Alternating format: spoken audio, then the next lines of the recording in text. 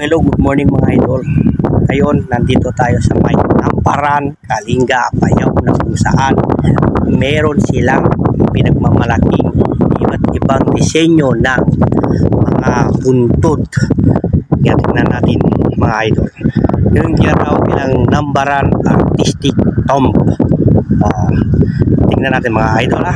Tingnan nyo mga idol oh. Layon po, saka yung dating dikdikan, yung malaking dikdikan. Yan mga idol.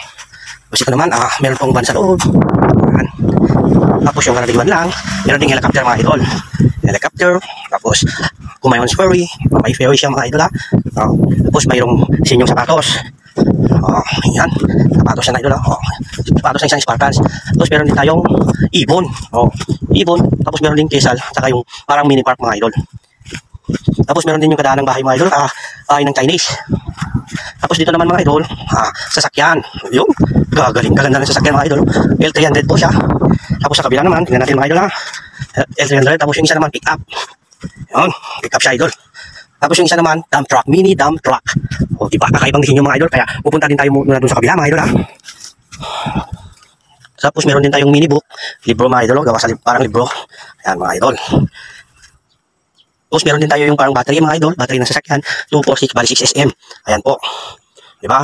Meron din tayong pampasaherong van mga idol. Yan, pampasaherong van. Tapos ito po mga idol, ito yung Mini Cooper van, yung gamit ni Mr. Bean. Okay, meron din siyang cake idol, cake. O ormang cake. Ang galing. Tapos ito idol, hindi ko alam kung anong ormahan to, pero I think parang baso siya na malaki. Ito, sapatos din idol. At meron din tayong kalabaw ba to o kalabaw na lang mga idol para mas mabilis. Diba? O. Tapos meron din tayong guitar. At meron din malapati. Tapos simbahan mga idol. Isang very small simbahan. Yan. Saka marami pa dun mga idol. Kaso siyempre matarik na. Nandito na lang tayo mga lods.